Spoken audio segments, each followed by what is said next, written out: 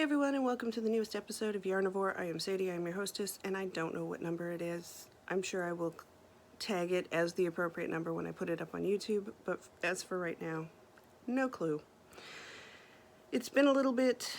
I was sick, my husband was sick, the bub was teething, something fierce, and then my husband was gone for 2 weeks. So yeah, no podcasting was getting done during that time period. There will be coffee drinking, there's no way around it. This is nap time, and if he wakes up, I need to tend to him, so there you have it. But I'm gonna try and do what I can. And having a really weird light-dark issue here. Oh well. As you can see, I dyed my hair. It's growing out a bit. It is a teal blue, but it's going green right now because it's washing out, and that's what happens with blue on me. I don't know why I continue to do it, because I want blue hair, but I always end up with green. That's why I never dye my hair green, because let me tell you, it's, yeah, green and orange. I don't need to dye that because everything fades to those colors. Okay.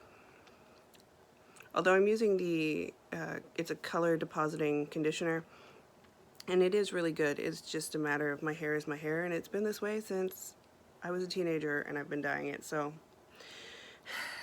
there you have it.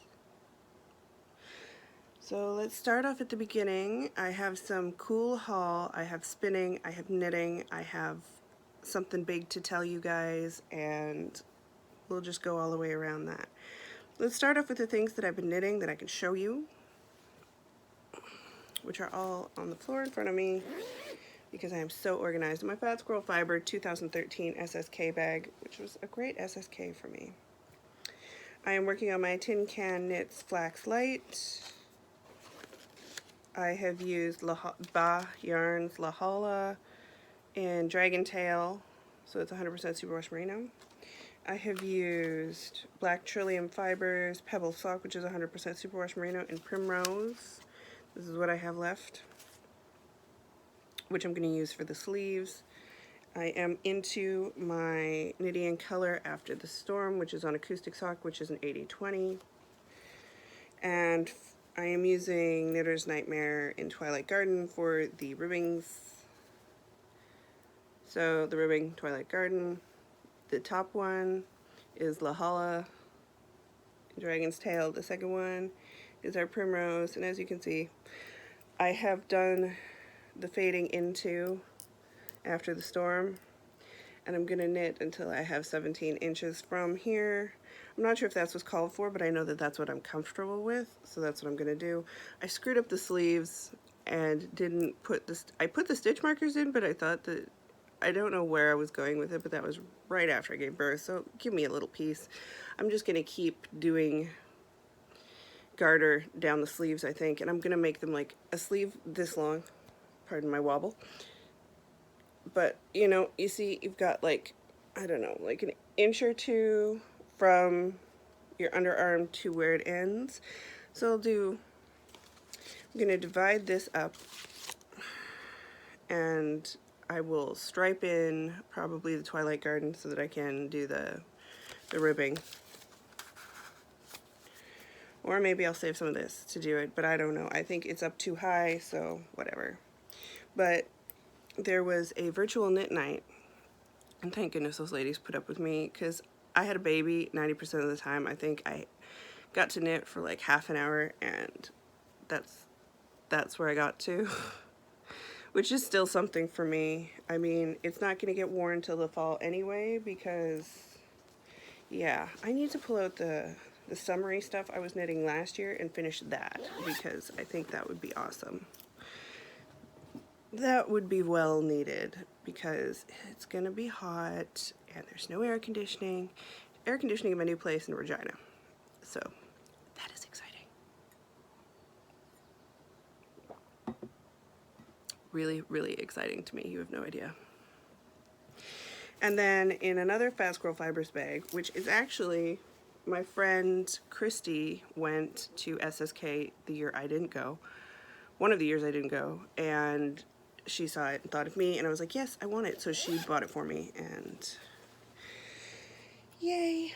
And so in this, I have some more Knitting in Color in the Daydreaming colorway. It's the Superwash Merino Nylon Stellina. It's super old because it's on one of these cards, and I'm pretty sure she switched to ball bands. But this is the Ripple Bralette by Jessa May, and it's taking the world by storm. And you may say, as many in the VKN did, why would you knit a bralette out of yarn, out of wool? And to this I respond, because it's going to be hot, my butt needs to cover my boobs, and that's about it in my household. So I'm going to lounge around in this bralette like nobody's business, and if people have a problem with that, whatever. My husband and I don't, and we don't have many visitors. I'm using a US 3.5 millimeter needle, which I'm pretty sure is the called for needle. You start off on a smaller needle, and to make the ribbing as stretchy as possible, I did a backwards loop cast on, not the long tail, because I find that my long tails are pretty tight unless I use a needle with another needle on top of it, and I didn't feel like digging out a 0, because when I'm doing that I usually just add a 0 and do it, because then it gives me some more. But I also find that backward loop gives me a lot of stretch, even if it's a bit annoying to knit the first round. So here's how far I've gotten. I love the colorway. The colorway is beautiful. So you start with a 1x1 rib, and then it goes up to a 3x3, and you do that for a while, and then you do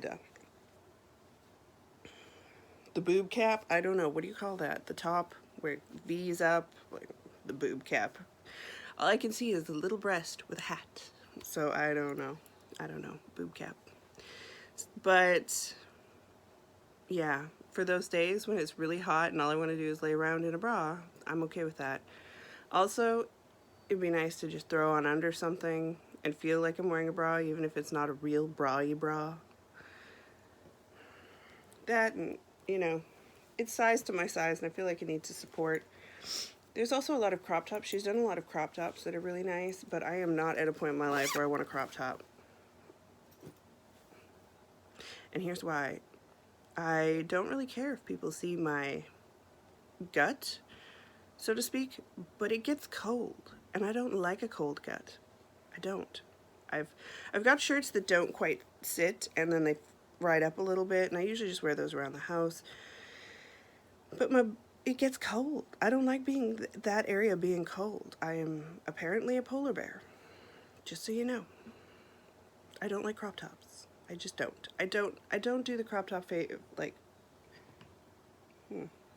big old vehicle outside. I don't do crop tops. They're just not my thing. But if you do crop tops, you do you. I just can't. I also don't do anything high-waisted. It looks horrible on me, trust me. It is a bad news bears. So then, those are the things that I have worked on that I can show you. The things I have, okay, so backtrack.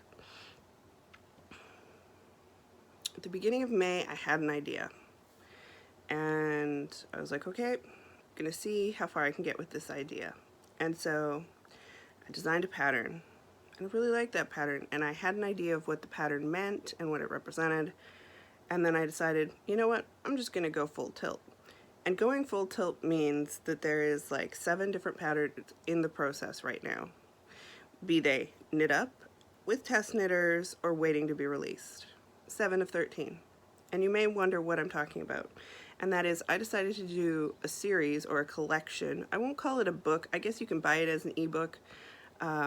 My husband is designing the cover right now because that's part of his job at work, so he's going to be working on that and doing up a cover for me. But it's going to be a series of socks that are based off of the different provinces and territories of Canada. And I'm calling it the Canadian Soul, S-O-L-E, Canadian Soul Patterns. So the first pattern, which is out now, which was the first pattern I knit, is out of Ancient Arts yarn in their 3-ply fingering, which is really hard to find in the database. It says it's sport, but it's not a sport. It says fingering on my thing, and I'm not sure if it's that it's changed or what have you. In the Nouveau Beaujolais. And so here is, let's see, if you go to the project page, it shows it off way better. I just have really crap lighting right now. This is from Montreal, and it reminds me of the architecture, particularly of the old world or old Quebec. And so you have this gorgeous lace detail running down both sides, and you've got this really cool fanny thing inside, and I think it just looks really nice. I got a mannequin foot to take pictures with, because I find that if you wait for your husband to take pictures, it's never going to happen. And there we go. That's so pretty. So the pattern is written so that you can either just put it on the front like my socks, or you can put it on the front and the back. And it is written for a small, medium, and large size. So my lower calf, like usually where I have my socks sit, so 7 inches up from my heel, or no, this is 7 inches. So 7 inches up from the back of my heel or what have you, is about 11 inches. And I do a very loose cast on, a loose long tail cast on for mine. If I think it's not loose enough, then I'll add an extra needle when I'm casting on, or I'll do a backwards loop. But I can fit this over my, I can fit the medium, which is 8-inch circumference, over my 11-inch lower calf when I'm knitting. And I'm not very tight. I'm not a super tight knitter. Probably closer to being a looser knitter. But so the large will actually fit quite a large foot. So I wanted to be very inclusive, because I know size inclusivity is happening right now, and I wanted to make sure that everybody could knit a sock. And so if you think your ankles are just a bit too big, let me tell you, I can make this fit my foot. And if you're a tight knitter, you could probably go up to the large size and then have it fit your foot as well. So this one is out, and they are $3 individually, or you can buy all 13 in a pack for $24, and then you'll get them as they're released. The next release is on June 15th. And that one is going to be for Nova Scotia. So I finished these guys. That was my FO for the month. But I've got Nova Scotia almost, I've got one sock completely done. The second sock is almost done. And then I've got Northwest Territories, which is in testing. And I have one complete sock, and then I have to start the second sock. And then the next one that'll go into testing is for New Brunswick, and I can show you. I just finished the ribbing, and it's going to be out of Subculture yarn in the Exquisite Shoreline colorway, and this is a Superwash Merino nylon, and there you have it. Northwest Territories is out of Fiber Art Studio by Yuriko Oki. And if you're an American, she's really well priced with the exchange rate, and her shipping is super fast because she has a company that sends it over the border, I guess. And so yeah, you should definitely check out Fiber Art Studio, because super reasonably priced, great fast shipping, not expensive at all. And I used this one. This is Ice on Lake with Sparkle for the Northwest Territories.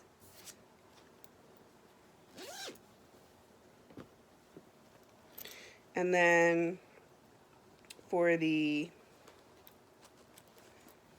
Nova Scotia, I'm using this, which was a Turtle Pearl limited edition. Party Were 5 from SSK, but it can work for any self-striping yarn.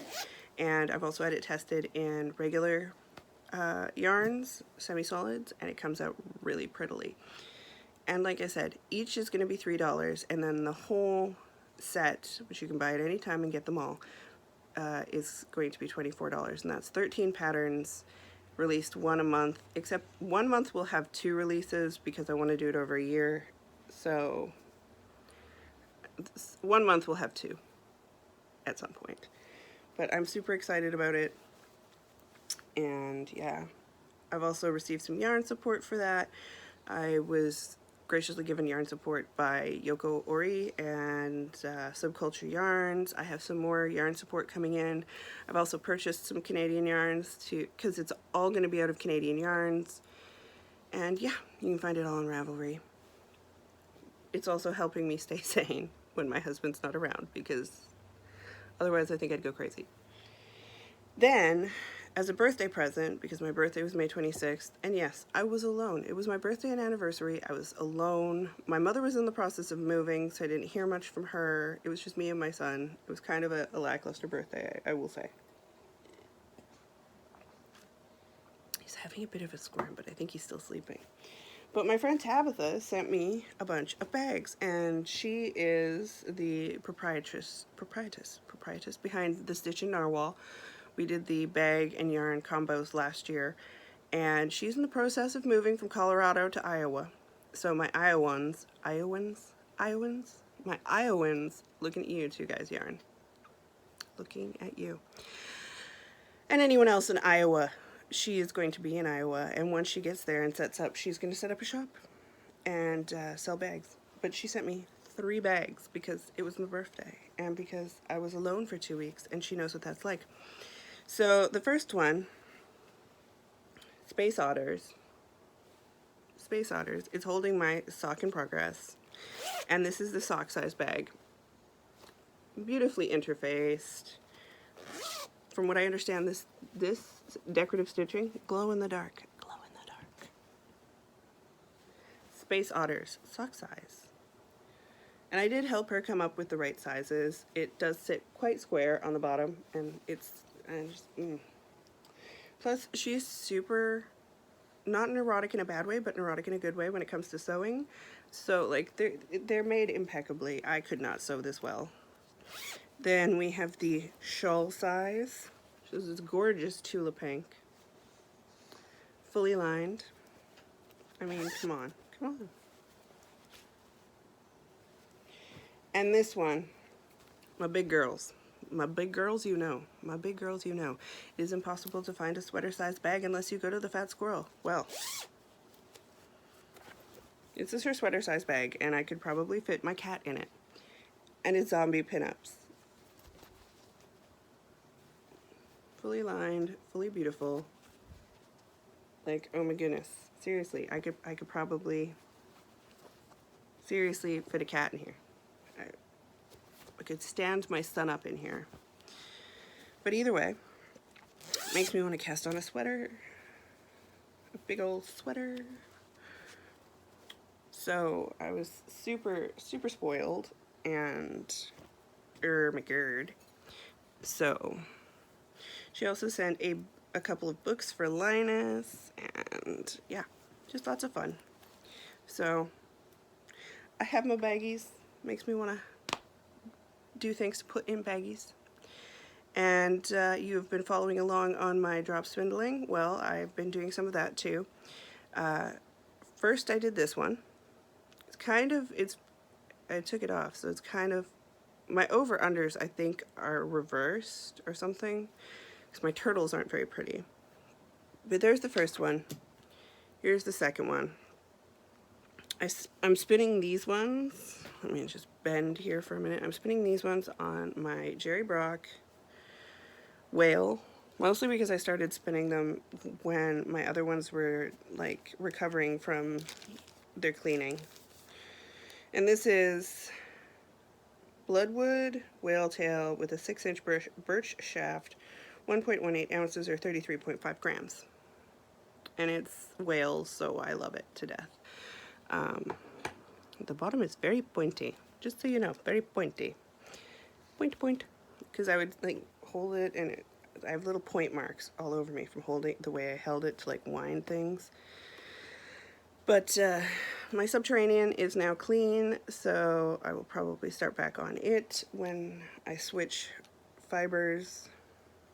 Also, if you like Subterranean Woodworks, or you want a Subterranean Woodworks, which is one of my favorite ones, this Sunday there will be an update on the Etsy shop with everything left over from Maryland Sheep and Wool. I may try and get another one. Just saying. And so what I have left is this one and this one. And you may say, what the heck, Sadie? What happened? And I would say, my cat Mouse happened. I found out that she loves fiber and is willing to risk life and limb to get her little mousy claws on fiber. She has knocked spindles off of high places. She has flung herself at ledges. She will stop at nothing to get this, and then she grabs it, shakes it, and runs off with it, and I find little bits of it everywhere. So I've had to be more meticulous about where I put these and how they're stored. Right now I have them sitting in a plastic bag that she cannot get into, but yeah, found out the hard way. I've got a fiberific cat. And these, of course, are going to be plied with each other. They're just random little ones I made a while ago that I'm going to ply all together and just have fun with. I'm just looking to have fun right now because there's so much stress in my regular life right now that things that keep my mind busy, like designing socks, or things that keep myself engaged, like spinning yarn. And the bub loves to watch it. He loves to sit there and watch the spinning thing happen. So that is always a good thing when you can entertain yourself and your kid at the same time. Also, if anyone has a size small foot, which generally takes 56 stitches, or a large foot, which generally takes 72 stitches, and you want to test knit socks in the up-and-coming months, if you want to be put on that list to be contacted when those come available, please do hit me up. I've got lots of regular sized sock knitting, but finding small and large has been hard. Large I've gotten a few out of since I did the big call for them, but small I'm still struggling with. I do have one tried, tested, and true Trish who's been doing a bunch of my smalls, and just be nice to add a couple more people to the small testing. What else? Anything else? I think that's everything. I have just been spinning, knitting socks, working on the socks, promoting the socks, and knitting on the bralette. But when you are the only adult and you're responsible for a kid who doesn't like to sleep during the day, and when he sleeps at night you need to sleep, getting anything accomplished is not the easiest thing in the world. And he is so awake now. So I'm hoping to record again next week. Husband's home for a few weeks, so hopefully that means I have more energy and less stress. And yeah, I will talk to you guys again soon. Bye.